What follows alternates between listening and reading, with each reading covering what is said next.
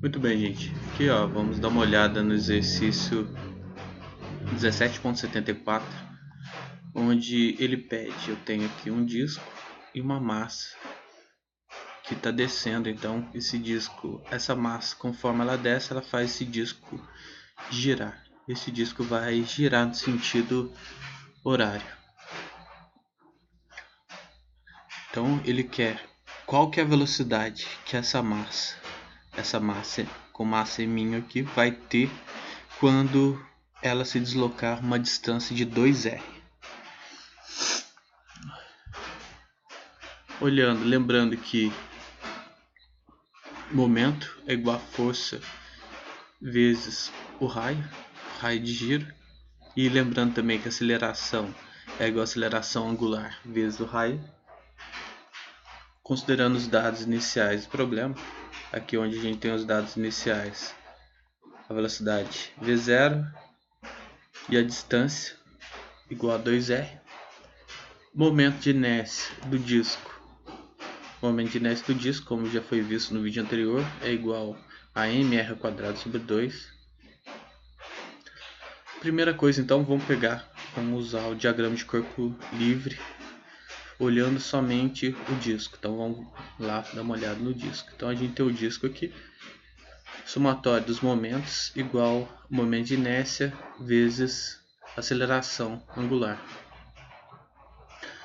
A gente só tem uma força que está atuando, essa força aqui, que é a força de tração. Então no disco, a tração vezes o raio, que é para a gente dar um momento, que está sendo um momento resultante no disco, é igual ao momento de inércia aí vezes alfa.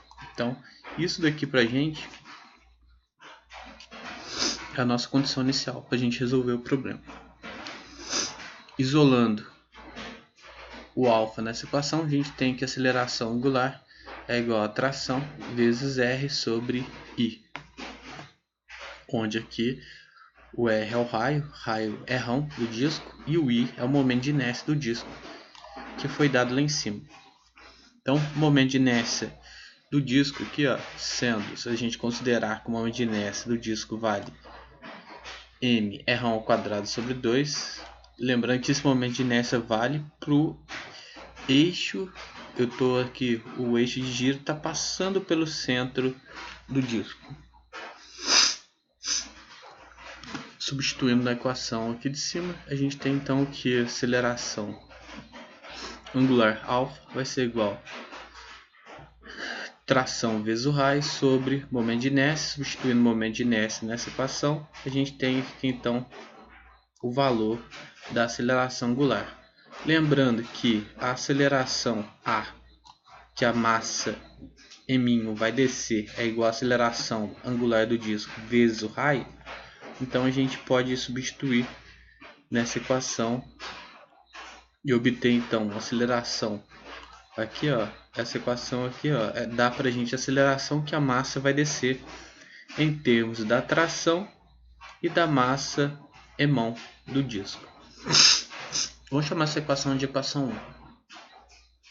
Agora vamos lá então. Lá a gente tinha, além do disco, a gente tinha aqui nesse problema a massa. Então, ó, fizemos análise para o disco, vamos fazer análise agora para a massa. Diagrama de corpo livre da massa. Vamos lá. Então, na massa, o que a gente tem? A gente tem para baixo o peso, para cima tração. E o movimento é vertical para baixo. Então, considerando isso, significa que o peso vence a tração. Então, ó, peso menos tração igual a massa m vezes aceleração. Tomando agora, substituindo no lugar de peso, massa vezes aceleração da gravidade. Então, a gente consegue escrever aqui, ó, mg menos a tração igual a massa vezes aceleração. Isolando a tração nessa equação, temos aqui, está sendo chamado, vamos chamar isso aqui de 2. É para a gente, então, a tração escrita em termos da massa m, aceleração da gravidade e aceleração. Substituindo 2 na equação 1, onde um era a aceleração, que foi obtido lá a partir do diagrama de corpo livre do disco. Então temos aqui aceleração igual a 2t sobre m. No lugar de t, vamos colocar aqui então o t que foi obtido aqui. Substituindo, a gente tem aqui a aceleração em termos da massa que está descendo, aceleração da gravidade, aceleração. E agora a gente precisa fazer o que? Precisamos colocar aceleração em evidência. Colocando a evidência aqui embaixo, obtemos então aqui, ó, aceleração igual a 2m vezes a aceleração da gravidade sobre m mais 2m.